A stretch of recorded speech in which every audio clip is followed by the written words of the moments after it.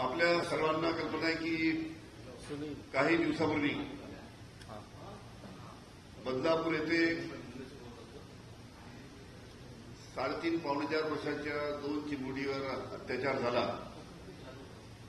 आणि त्याच्यानंतर साहजिकच संपूर्ण महाराष्ट्रातनं जो आक्रोश होत होता की जो कोणी आरोपी आहे ज्यांनी हा अत्याचार केला त्याला फाशी द्या, त्याला फाशी द्या, अशा पद्धतीने आक्रोश होत होता. पण आपल्या सर्वांना माहित आहे की सध्याचा जो कायदा आहे त्या कायद्यामध्ये कोणत्याही प्रकारे फाशी देण्याचं प्रावधान आजच्या कायद्यामध्ये नाही आहे. आणि म्हणून असा एखादा काही कायदा की ज्या कायद्याच्या माध्यमातून जो कोणी आरोपी आहे त्याला लवकरात लवकर फाशी देता येईल अशा पद्धतीचा कायदा आणण्याचा प्रयत्न मी गृहमंत्री असताना झाला होता. आम्ही शक्ती कायदा सर्व पक्षीय आमदारांना एकत्र घेऊन 21 लोकांची आम्ही कमिटी केली होती आणि त्या कमिटीने अतिशय चांगल्या पद्धतीने अभ्यास करून त्या कमिटीमध्ये IAS अधिकारी, IPS अधिकारी, तज्ज्ञ वकील, ज्या स्त्री अत्याचारावर ज्या स्त्री संघटना काम करतात त्या स्त्री संघटनेचे प्रतिनिधी, अशा पद्धतीने या संपूर्ण कमिटीने 6-7 महिने अभ्यास करून हा शक्ती कायदा केला होता आणि याला विधानसभा आणि विधान परिषदेने मंजुरी दिली. त्यावेळेस महाराष्ट्राचे मुख्यमंत्री उद्धवजी ठाकरे होते, त्यांच्या कॅबिनेटमध्ये याला मंजुरी मिळाली आणि हा संपूर्ण कायदा आम्ही तयार करून महाराष्ट्र शासनातर्फे केंद्राला पाठवलेला आहे. 3 वर्षापूर्वी हा कायदा केंद्राला पाठवून सुद्धा केंद्र सरकारने याच्या बाबतीत कोणताही निर्णय घेतला नाही. त्या पद्धतीनं धुळखात त्या ठिकाणी कायद्याचा राहून त्या ठिकाणी पडलेला आहे. त्याच्यामुळे मी गृहमंत्री असताना हा जो कायदा 3 वर्षापूर्वी पाठवला होता तो दिल्लीला पडलेला आहे. त्याच्यामुळे महाराष्ट्रातले जे भारतीय जनता पार्टीचे नेते आहेत किंवा गृहमंत्री जे आहेत देवेंद्र फडणवीस यांना सुद्धा मी पत्र लिहून अनेकदा विनंती केली. विधानसभेमध्ये सुद्धा प्रश्न अनेकदा विचारून त्यांना विनंती केली की लवकरात लवकर आपण आपल्या विचाराचं दिल्लीमध्ये सरकार आहे आणि दिल्लीमध्ये आपल्या विचाराचं सरकार असल्यामुळे केंद्र शासनाकडून हा शक्ती कायदा लवकरात लवकर मंजूर करून घ्यावा. पण अशा पद्धतीनं अनेकदा विनंती केल्यानंतर सुद्धा देवेंद्र फडणवीस यांनी याच्यामध्ये त्या पद्धतीचा प्रयत्न केला नाही असं दिसतं. कारण की त्यांनी जर प्रयत्न केला असता दिल्लीच्या सरकारसमोर तर नक्कीच या कायद्याचं प्रारूप मंजूर करून आतापर्यंत हा कायदा महाराष्ट्रामध्ये लागू झाला असता. पण मला वाटतं देवेंद्र फडणवीस साहेबांना फोडाफोडीच्या राजकारणाच्या पुढे किंवा आपल्या विरोधकांवर खोटे आरोपामध्ये ED, CBI लावांच्या पुढे या कामाच्यामुळे त्यांना काही या कामामध्ये वेळ मिळाला नसेल असं मला वाटतं. पण तरी पण माननीय मुख्यमंत्र्यांना माझी विनंती आहे की केंद्राकडे असलेला हा कायदा आपण मंजूर करावा आणि या आमच्या मागणीसाठी आम्ही उद्या आमच्या राष्ट्रवादी काँग्रेसच्या महिला अध्यक्ष आहेत रोहिणीताई खडसे, त्यांच्या महिला आणि राष्ट्रवादी काँग्रेसचे आमचे कार्यकर्ते उद्या सकाळी 10:30 ते 11:30 1 तास सचिवालयाच्या बाजूला असलेल्या गांधीजींच्या पुतळ्यासमोर त्या ठिकाणी काळ्या फिती लावून मुक आंदोलन करणार आहे. जेणेकरून आपल्या राज्य शासनाला जाग घेऊन त्यांनी त्या पद्धतीचा केंद्रामध्ये प्रयत्न करून हा शक्ती कायदा महाराष्ट्रामध्ये लागू करावा. जेणेकरून जो कोणी दोषी आहे त्याला या कायद्याच्या अंतर्गत फाशी देता येईल आणि तशा पद्धतीचा प्रयत्न महाराष्ट्र शासनाने करावा, ज्यासाठी आमचं उद्याचं हे आंदोलन आहे.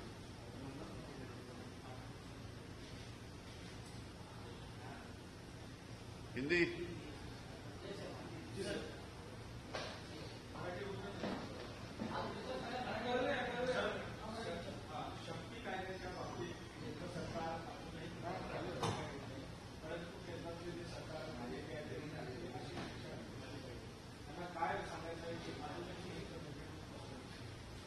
त्यांना काय सांगायचं आहे का अजून ते स्पष्ट करते की शक्ती हा, त्यांना जर काही त्याच्यामध्ये सुधारणा केंद्राला सुचवायच्या असतील तर ते राज्य शासनाबरोबर चर्चा करू शकतात आणि म्हणून तशा पद्धतीने त्यांनी चर्चा केली तर त्यामध्ये सुधारणा सुद्धा आपल्याला करता येईल. पण कोणत्याही पद्धतीनं अशा पद्धतीची घटना महाराष्ट्रामध्ये केव्हाही एखाद्या लहानच्या मुलीवर किंवा महिलांवर अत्याचार होतात आणि आरोपी जेव्हा हाताला येतो सापडतो त्याला फाशीची शिक्षा झालीच पाहिजे आणि याच्यासाठी हा कायदा अतिशय महत्वाचा आहे. राज्य शासनाने हा विषय गांभीर्याने घेण्याची आवश्यकता आहे.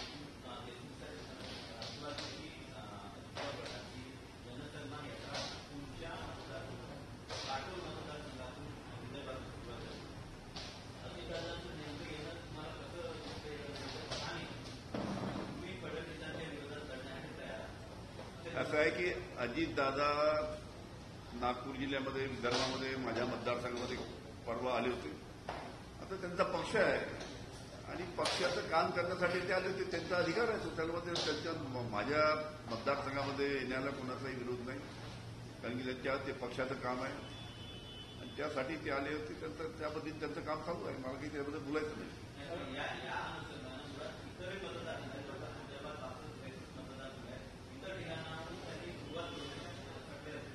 असं आहे की माझ्यावर जास्ती विशेष प्रेम असू शकते त्यांचं.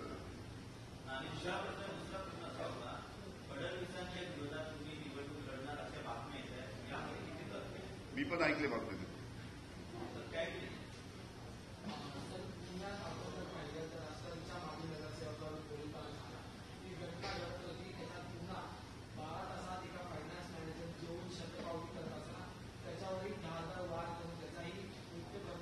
अतिशय दुर्दैवी घटना महाराष्ट्रामध्ये घडत आहेत. काल पुण्यामध्ये परत दुसऱ्यांदा हडपसरमध्ये अशा पद्धतीची घटना घडली. त्याच्यामध्ये एकाचा खून त्या ठिकाणी झाला. त्याच्यामुळे वारंवार महाराष्ट्रामध्ये अनेक मोठ्या शहरामध्ये किंवा बाकी सुद्धा अनेक अशा घटना घडत आहेत.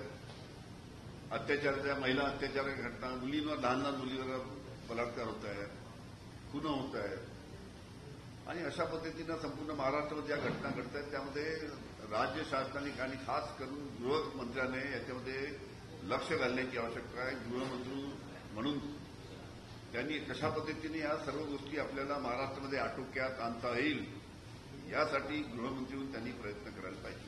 शरद पवार यांना सुरक्षा याबाबत एक समितीची बैठक झाली आणि पवार साहेबांनी ती जेटवर सुरक्षा राखली. परंतु जेटवर सुरक्षा देण्याचा आग्रह मात्र अजून काय नाही.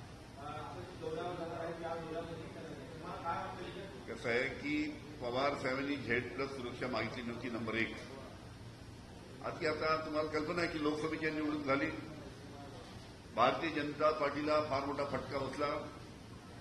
आता लवकरच विधानसभेची निवडणूक आहे आणि या विधानसभेच्या निवडणुकीमध्ये पवार साहेबांना कोण कोण भेटतात, कोण खासदार भेटतो, कोण आमदार भेटतात, कोण प्रमुख नेते भेटतात याची इत्तंभूत माहिती भारतीय जनता पार्टीच्या महाराष्ट्रातील नेत्यांना आणि दिल्लीतील नेत्यांना मिळावी या दृष्टीनं 57-58 जे 57-58 सीआरपीएफचे जवान त्यांना झेड प्लस सुरक्षा देण्यासाठी तयार आहेत. पण त्याबाबतीत काल पवार साहेबांची चर्चा झाली. पण यामध्ये भारतीय जनता पार्टीच्या माध्यमातून हा प्रयत्न चालू आहे की पवार साहेबांच्याबद्दल प्रत्येक माहिती मिनिटाला त्यांची माहिती मिळाली पाहिजे. या दृष्टीनं हा भारतीय जनता पार्टीचा प्रयत्न आहे असं दिसतं. सर, पवारांची साथ सोडून गेलेले नेते आता पुन्हा एकदा पवारांना आपल्याला तुतारी घ्यायची अशी विधानं करताना पाहिलं जातं. रामराजे नाईक निंबाळकर म्हणतात की आपल्याला तुतारी घ्यायला किती उशीर लागतो, आपण तुतारी हातात घेतला. पण तुमची मनस्थिती आहे का आता तुम्हाला सोडून गेलेल्यांना पुन्हा एकदा? असं आहे की अनेक नेते भारतीय जनता पार्टीचे सुद्धा भारतीय जनता पार्टीमध्ये गेलेले अनेक नेते सुद्धा वापस येत आहेत. इतर पक्षामध्ये गेलेले अनेक नेते सुद्धा वापस येत आहेत. त्याच्यामुळे तुतारी वाजवण्यासाठी किंवा तुतारी हाती घेण्यासाठी महाराष्ट्रामध्ये चढावड लागली आहे की केव्हा आम्ही पवारसाहेबांच्या पक्षामध्ये जातो आणि पवारसाहेब आम्हाला तिथे उमेदवारी देतात. पण या बाबतीत आमच्या पक्षातून जे सोडून गेलेत त्यांच्या बाबतीत अवश्य पवारसाहेब काही सगळ्यांना घेणार नाही. त्यामध्ये जे सोडून गेले त्यांनी पवारसाहेबांच्याच विरुद्ध वक्तव्य जे करत होते त्याच्यामुळे अशांना घेण्याचा प्रश्न नाही. पण काही काही मंडळी जी आहेत बाकीच्या भारतीय जनता पार्टीच्या पक्षातली किंवा बाकीच्या पक्षातली आणि पवारसाहेबांच्या नेतृत्वाखाली जी कमिटी आहे ती कमिटी त्या बाबतीत योग्य तो निर्णय घेईल. सर्वे आला आहे त्या सर्वेमध्ये जवळपास जे छत्रपती शिवाजी महाराजांना सुद्धा करायला पाहिजे त्याच्यानंतर महाराष्ट्रामध्ये मोठ्या प्रमाणात करायला आहे त्या सर्वेमध्ये 180 जागा महाविकास आघाडीला दाखवण्याचा ठिकाणी पाहायला मिळत आहे. खरं तुम्हाला या सर्वे विश्वास आहे का वाटलं की असं वातावरण महाराष्ट्र कसं आहे, तुम्ही जर महाराष्ट्रामधलं जर वातावरण पाहिलं लोकसभा निवडणुकीमध्ये सुद्धा भारतीय जनता पार्टीला मोठा फटका बसला आणि सध्याचं जे महाराष्ट्रामधलं जे वातावरण आहे ज्यामध्ये विधानसभा निवडणूक आता 2-3 महिन्यावर आली आहे, या राज्य शासनाचा तर प्रयत्न आहे की अजून निवडणुका पुढे ढकलायची. या दृष्टीनं दिवाळीनंतर आता निवडणूक होणार आहे. पण या निवडणुकीमध्ये काँग्रेस, राष्ट्रवादी, शिवसेना आणि मित्र पक्षाला 200च्या जवळपास जागा आजच्या तारखेला मिळू शकतात. आम्हाला वाटते अजून पुढे जसे जसे दिवस जातील तसे तसे याच्यामध्ये वाढ होण्याची शक्यता आहे. पण महाराष्ट्रामध्ये 100% महाविकास आघाडीचं काँग्रेस, राष्ट्रवादी, शिवसेना आणि मित्रपक्षाचं सरकार येणार आहे. सर, गृहमंत्री देवेंद्र फडणवीसांनी एक दावा केला आहे माध्यमांशी बोलताना की सुरत ही लुटली नव्हती छत्रपती शिवाजी महाराजांनी. सुरत लुटल्याचा खोटा इतिहास जो आहे तो काँग्रेसने शिकवला गेला. परंतु आता सोशल मीडियावरती या सगळ्याच्या संदर्भात टीकेची जोड गृहमंत्र्यांवरती उठली आहे की देवेंद्र फडणवीस हे छत्रपती शिवाजी महाराजांच्या शौर्यावरती प्रश्नचिन्ह निर्माण करतात. कसं आहे, काल संपूर्ण दिवसभर चर्चा चालू होती. देवेंद्र फडणवीसांचा इतिहासाबाबतीतला अभ्यास कमी दिसतो. त्याच्यामुळे तशा पद्धतीचं वक्तव्य त्यांनी केलं आणि काल अनेक इतिहास तज्ज्ञांनी त्याच्या बाबतीत आता खुलासा दिला की कशा पद्धतीनं देवेंद्र फडणवीस यांनी केलेलं वक्तव्य चुकीचं आहे. सर, बदलापूरचं जे प्रकरण आहे त्याच्यात अनेक 105 जणांवर आतापर्यंत जे त्या दिवशी ते संपूर्ण आरोप झाले.